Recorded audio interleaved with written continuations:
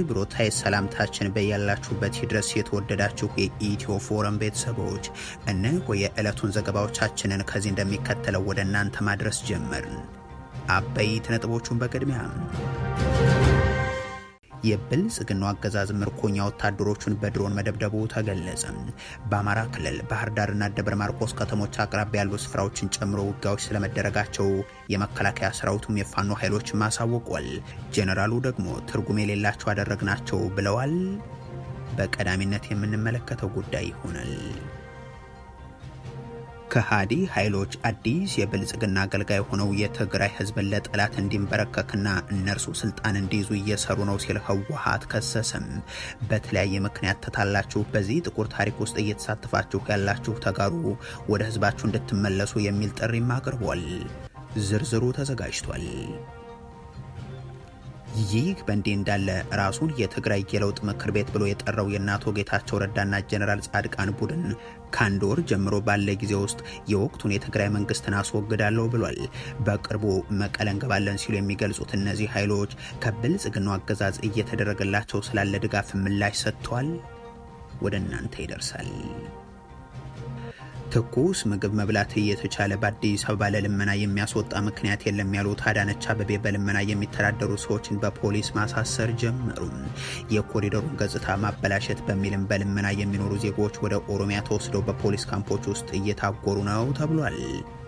ተጨማሪውን ይዘናል።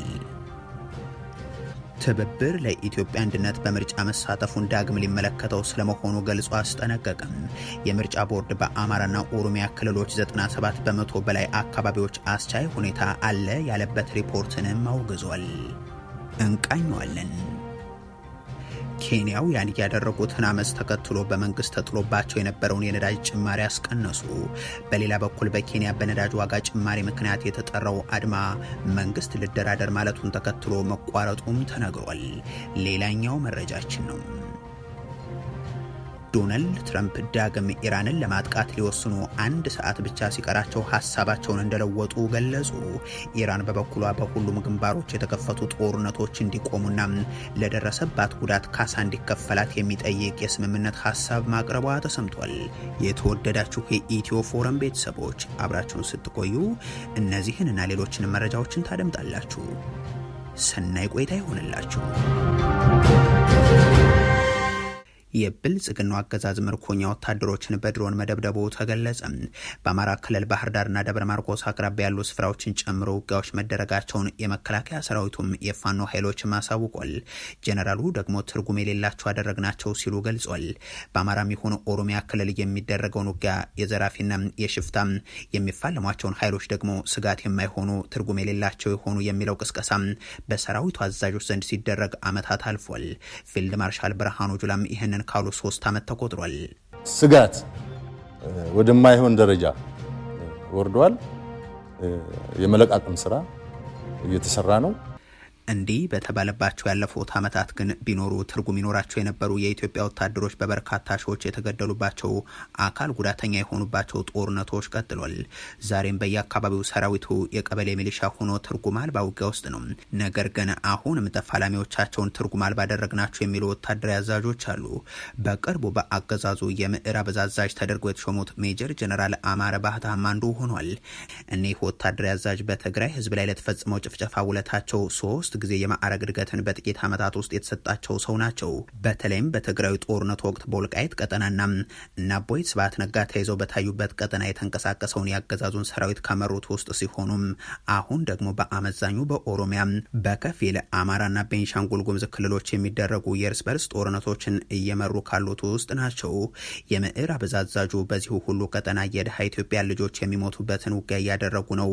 ትርጉም የሌላቸው አደረግናቸው የሚሉት አዛዡ እንዲህ የሚናገሩበት የሀገር ውስጥ ጦርነት በድሮን የታገዘም የራሱን ሰራዊት አባላትን ሳይቀር ብልጽግና የሚጨፈጭፍበት ሆኖም ቀጥሏል። ከ2 ቀናት በፊትም በደቡብ ጎንደር ማህደረ ማርያም በተፈጸመ የድሮን ጥቃት በፋኖ ኃይሎች ተማርኮ የነበሩ ወታደሮች ጭምር መገደላቸው ታውቋል። ከደብረ ታቦር በቅርብ ርቀት ላይ የተፈጸመው ይህ የድሮን ጥቃት በድግግሞሽ 4 ጊዜ የደረሰም ትምህርት ቤት ላይ የሚያጋጠመ ስለመሆኑም የአካባቢው ምንጮች ገልጿል። በእርግጥ ለብልጽግና በድሮን የራሱን የሰራዊት አባላት መግደል እንግዳ ጉዳይ አይደለም። ከጥቂት ወራት በፊት በዋግ ኽምራ ዞን ከ40 በላይ የመንግስት የክልሉ የጸጥታ አባላት ፋኖ ላይ ስለሚያደርጉት ዘመቻ ስብሰባ በተቀመጡበት ድሮን ዘንቦባቸው ተገድለዋል። ባለፈው ዓመት በጎጃም ቀጠና ፋገታ ለኮማ በደርዘን የሚቆጠሩ የተማረኩ ወታደሮችን በተመሳሳይ መገደላቸው ይታወሳል። ከትግራይ ኃይሎች ጋር ውጊያ በነበረበት ወቅትም ከሰሜን ሸዋ ወደ ደቡብ ወሎ በማቅናት ላይ የነበረና የመከላከያ ሰራዊት አባላት የጫነ ሲኖትራክ ላይ በስህተት ይሁን ታስቦበት ባይታወቅም ወታደሮች መገደላቸው ይታወሳል። በሌላ ወቅትም ቆስለው ተይዘው ጨፋሮ ቤት ተብሎ በሚጠራ አካባቢ ተቀምጦ የነበሩም ለስልጣኑ መጽናት ሲዋደቁ የአካል ጉዳት የደረሰባቸውን ወታደሮችን መግደሉም አይዘነጋም። የሆነው ሆኖ የመከላከያ ሰራዊቱ የተለያዩ ክፍሎች አሁን በተለያዩ የአማራ ክልል አካባቢዎች ውጊያ እያደረጉ ስለመሆናቸው አሳውቋል። የብርሃኑ ጥላሁኑ 6ኛ እዝ በጎጃም ከደብረ ማርቆስ አቅራቢያ ደብረ ዘይት ተብሎ በሚጠራው አካባቢ ጭምር ተዋጋሁ ይላል። የመሐመድ ተሰማው ምስራቅ እዝም በደቡብ ጎንደር ሐሙሲት፣ አንበሳሜ፣ አረብ ገበያ፣ ምስራቅ እስቴና አንዳ ቤት መሰል አካባቢዎች ጠንካራ ውጊያ ስለማድረጉ ገልጿል። የፋኖ ኃይሎችን በክልሉ ርዕሰ መዲና ባህር ዳር ቅርብ ርቀት መሸንቲ ውስጥ ጥቃት ከፍተው ከባድ ጉዳት ማስከተላቸውን ይፋ አድርገዋል። በሌላኛዋ በጎጃም ትልቅ ከተማ ደብረ ማርቆስ አቅራቢያም የቦቅላና ደብረ ዘይት ተብለው በሚጠሩ አካባቢዎችም በተመሳሳይ ካገዛዙ ሰራዊት ጋር ውጊያ ማድረጋቸውን ነው የሚገልጹት። በሁለቱም ወገኖች በኩል የሚወጡ እነዚህ ሪፖርቶች የሚያመላክቱት የ4 ኪሎ ሰዎች እንደሚሉት ትርጉም አልባ የሆነ ተፋላሚ እንዳላቸው ሳይሆን በርስ በርስ ጦርነት የሀገሪቱ ዜጎች ድንገት በሚተኮስባቸው መሳሪያም ትርጉም አልባ የሆኑ መቀጠላቸውን ነው።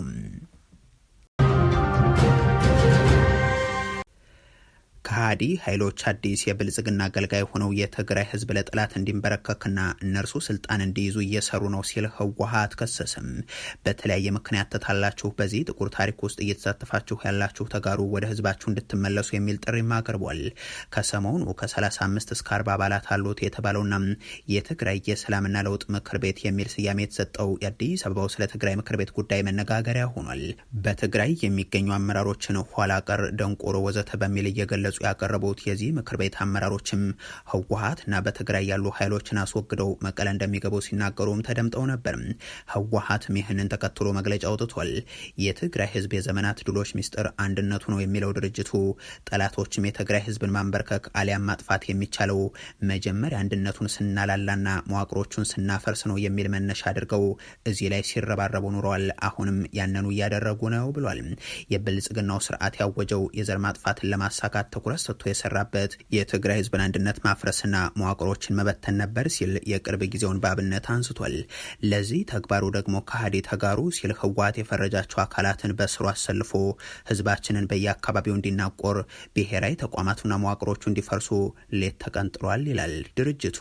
እንዲያም ሆኖ እነዚህ የብልጽግና ተልዕኮ ፈጻሚዎች ህዝቡ በጽናት በመታገል ወደ ትክክለኛው አሰላለፋቸው ማለትም ወደ ዘር አጥፊው ጎራ እንዲቀላቀሉ አስቀድሞ አድርጓቸዋል በማለትም ያክላል። አሁንም ግን እዛው ሆነው የጠላቶች መገልገያ ሆነው ቀጥሏል የሚለው ድርጅቱ የትግራይ ሰራዊት እንዲፈርስ ያደረጉትን ሴራ በኩራት እየተናገሩ ሉዓላዊነቱ እንዳይረጋገጥ የፈጸሙትን ክህደትም እያስቀጠሉ ናቸው ባይ ነው። አዲስ አገልጋዮች በመሆንም የብልጽግናው ስርዓት የትግራይ ህዝብን አንበርክኮ ስልጣን እንዲያስረክባቸው ሌሊትና ቀን እየለመኑ ይገኛሉ ይልናም ነገር ግን አሁን ተጋልጧል በማለትም ያብራራል። አሁን የትግራይ ህዝብ አጀንዳዎችና ትግሉ እነዚህ አካላት ሳይሆኑ ሉዓላዊነቱን ማረጋገጥና በማንነቱ ምክንያት እየተገደለና እየተሰቃየ ያለውን ህዝብ ነጻ ማውጣት፣ በበሽታ በረሃብና በሞት እያለቀ ያለውን በሀገር ውስጥ ባሉ የመጠለያ ማዕከላትና በስደት ላይ የሚገኘውን ህዝብ ማዳን፣ እንደዚሁም ወደ ቀዬው ተመልሶ ዘላቂ ህይወቱን የሚመሰርትበትን ምቹ ሁኔታ መፍጠር ሆኗል ሲልም ገልጿል። ህወሓት አሁን የትግራይ ህዝብ ከእገዳና ከበባ ወጥቶም እንደ ህዝብ የገጠመውን የኢኮኖሚ ቀውስ መፍታትና የወደመውን ትግራይን መልሶ መገንባት መጀመር፣ ህዝቡን በጅምላ የጨፈጨፉትና መንደሮችን የሚያወደሙት ዘር አጥፊዎችን ተጠያቂነት ማረጋገጥ ነው ትግሉ ሲልም ያክላል። እናም በተለያየ መልኩ ተታላችሁ ከጠላት ጋር በመወገን በትግራይ ህዝብ ሉዓላዊነትና ህልውና ላይ እየሰራችሁ ያላችሁ አካላት በህዝባችሁ ላይ የማይፋቅ ጥቁር ታሪክ ልትጽፉ አይገባም፣ ያለፈው ይበቃል በማለት ወደ ህዝባችሁ ተመልሳችሁ የፖለቲካ ልዩነቶችን በሰላማዊ መንገድ እንድታራምዱ፣ ከዛ ውጭ ግን ከዘር አጥፊዎች ጋር በመወገን የሚሳካ የፖለቲካ ዓላማ ሊኖር አይችልም። ምክንያቱም ተቋሞቻችንና መዋቅሮቻችን ከመበተንና የመፍረስ ስጋት ወጥተው በተሻለ ቁመና ላይ ይገኛሉና ብሏል ህወሓት። ይህ በእንዲህ እንዳለ ራሱን የትግራይ የለውጥ ምክር ቤት ብሎ የጠራው የነጌታቸውና ጀነራል ጻድቃን ቡድን ከአንድ ወር ጀምሮ ባለው ጊዜ ውስጥ የወቅቱን የትግራይ መንግስትን አስወግዳለሁ ብሏል። በቅርቡ መቀለ እንገባለን ሲሉ የሚገልጹት እነዚህ ኃይሎች ከብልጽግናው አገዛዝ በኩል እየተደረገላቸው ስላለው ድጋፍ ምላሽ ሰጥቷል። በእርግጥ የብልጽግናው መሪ አማካሪ ጌታቸው ረዳ ምክር ቤቱ በተመሰረተበት በሳምንቱ መጨረሻም መብረቃዊም ቢሆን እርምጃ ይወሰድላቸው ዘንድ ሲጠይቁት ሰምተው ነበር። አለቃቸውን አብይ አህመድንና መንግስታቸውን ተከላክለው ኋላ ቀር ያሏቸውን ኃይሎች ላይ የመብረቅ ወይም የጸሎት እርምጃ እንዲወሰድላቸው ጠይቀው መቀለ በቅርቡ እንገባለንም ነበር ያሉት። መቀለ ምስ አተና ክንአቲና አብዝ ሐጸረ ጊዜና አቲና ምንም ዘጠራጥር ነገር የለኝና በአጭር ጊዜ ውስጥ መቀለ መግባታችን የሚያጠራጥር ነገር አይደለም። እዛም ገብቶ መንግስትን ተክቶ የሚሰራ ምክር ቤት ግን አይደለም። የትግራይ ኃይሎች እንዲሰባሰቡ የሚያደርግ ኢኒሼቲቭ ነው። እኔም ጻድቃንም በ73 ዓመቱ ስደተኛ መሆናችን ማብቃት አለበት። እነሱ ደብረ ብርሃን ሰላ ድንጋይ ያደረሳቸው ጉዑሽ ገብረን ማተው ይቦተረፋሉ። ውጊያ እንጀራቸው ነው። አሁን የፌደራል መንግስቱን እየተሟገትን ያለነው አጥፋቸው እያለ ነው። የሆኑ የ70 ዓመት ሰዎች የሰበሰቡት ገንዘብ አለ። እናም የምንጠይቀው በጸሎትም ይሁን በመብረቅ በሆነው መንገድ ይምታቸው የሚለውን ነው። ከዚህ በፊትም የትግራይ የለውጥ ኃይሎች የሚልን ጨምሮ የተለያዩ አደረጃጀቶች እየተፈጠሩ ያመጡት ለውጥ አለመኖሩን ተከትሎ አሁን እናቶ ጌታቸው ረዳ መቀለ እንገባለን የሚሉት መቼ ነው? እናስወግዳቸዋለን በሚል የሚገልጹትስ በምን ያክል ጊዜ የሚል ጥያቄ ከቢቢሲ የቀረበላቸው የጌታቸው ፓርቲ ቃል አቀባይም ከአንድ ወር ጀምሮ ሲሉ ምላሽ ሰጥተዋል። ቀጣዩ ወራትን መሰረት ያደረገ ቢሆን እስከ አንድ ወር ያለው ካልሆነ ደግሞ እንደ ሁኔታው እየታየ የትኩረት አቅጣጫውን በመለየት መረራረብ አለብን ብለን ነው ያሰብነው። የጊዜ ሁኔታ እንደ ስራችን ነው የሚወሰነው። እነዚህ ከአዲስ አበባ ለትግራይ የሚታገሉ ኃይሎች በትግራይ ለመታገል አስቻይ ሁኔታ ባለመኖሩ መፈናቀላቸውን ሲገልጹ ቢሰሙም የብልጽግናው አገዛዝ የትግራይ የውስጥ ትርምስ መሳሪያ ሆኗል በሚል በተደጋጋሚ ሲከሰሱ ይሰማል። ሌትናንት ጀነራል ጻድቃን ገብረትንሳኤም ከመከላከያ ጋር በመሆን ቲፒኤፍ የተሰኙ ታጣቂ ኃይሎች በጸለምቴና ጋሸና ድረስ በቲዲኤፍ ላይ ዘመቻ ማድረጋቸውን ሲገልጹ መሰማታቸው ይታወሳል። የስምረት ቃል አቀባይ ደግሞም ከብልጽግናው አገዛዝ በኩል ድጋፍ ይደረግላቸዋል የሚለውን ውድቅ አድርገው አብረን ብንሰራ ግን ችግር የለውም ብለዋል። እስካሁን ግን የምንደገፈው የለውጥ ፈላጊዎች ደጋፊዎች በሆኑ አካላት በኩል ነው ሲሉም ነው የገለጹት። ትኩስ ምግብ መብላት እየተቻለ በአዲስ አበባ ለልመና የሚያስወጣ ምክንያት የለም ያሉት አዳነች አቤቤ በልመና የሚተዳደሩ ሰዎችን በፖሊስ ማሰር ጀመሩ። የኮሪደሩን ገጽታ ማበላሸት በሚልም በልመና የሚኖሩ ዜጎች ወደ ኦሮሚያ ተወስደው በፖሊስ ካምፖች ውስጥ እየታሰሩ ናቸው። ዜጎችን ህጋዊ ድሃ አደረኩ በማለት የሚናገረው የብልጽግናው አገዛዝ ባለስልጣናት 72 በመቶ የሚሆኑ ኢትዮጵያውያንን ወደ ድህነት ወለል በማውረድ ከዓለም ከቀዳሚዎቹ ተርታ ስለመሆናቸው የገለጸው የተባበሩት መንግስታት ነው። አገዛዙ በገጠር በሚያካሂደው ጦርነትና በከተማ በፈጸመው ማፈናቀል ምክንያት ለልመና የተዳረጉ ዜጎች ስለመበራከታቸውም ተደጋግሞ የሚነገር ጉዳይ ነው። በአዲስ አበባ ውስጥም ታይቶ በማይታወቅ መጠን ለምኖ አዳሪ ከመብዛቱ በተጨማሪ ለወትሮ ተመጽዋች በማይታይባቸው ቦታዎች ጭምር በርክተው መታየታቸውንም የሃይማኖት አባቶች ይናገራሉ። ከሌላ አካባቢም እየፈለሰ ከተማ ውስጥ መግባት ጀመረ። ሁሉም ሰው ተቸግሯል።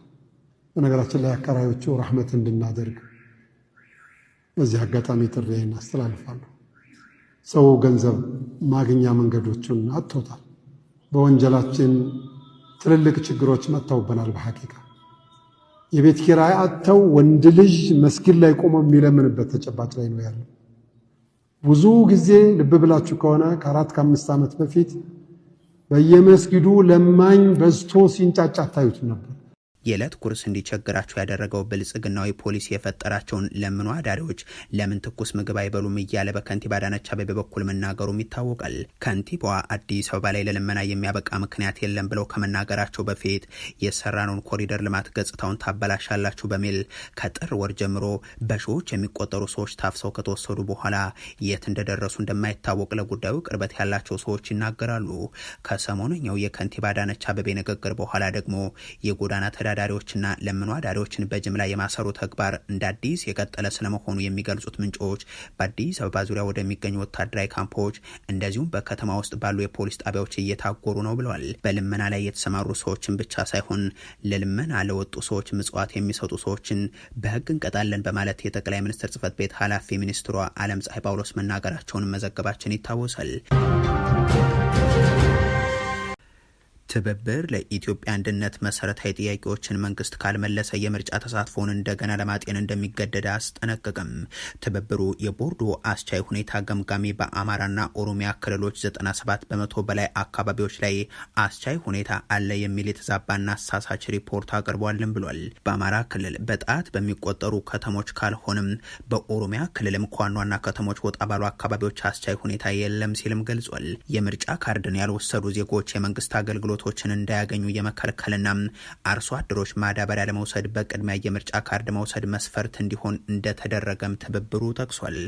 በኦሮሚያ ክልል በግል ተቋማት ላይ ለብልጽግና ምርጫ ቅስቀሳ በግዳጅ በርካታ ሚሊዮን ብር እንደተሰበሰበ መረጃ እንደደረሰውም አሳውቋል።